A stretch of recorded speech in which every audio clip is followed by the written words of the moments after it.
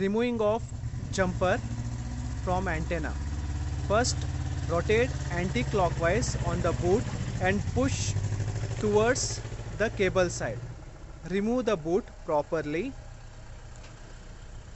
Then, by using torque wrench, loose the connectors and remove the RF jumpers from the antenna. Now again we are just repeating the process of connecting the RF jumper to antenna.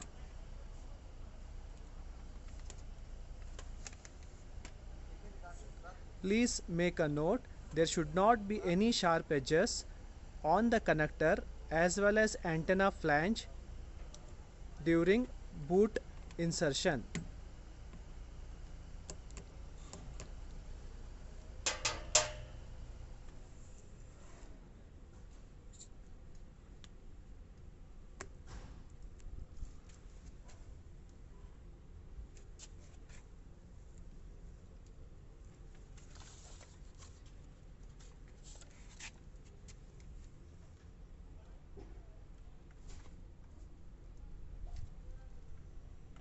Thank you.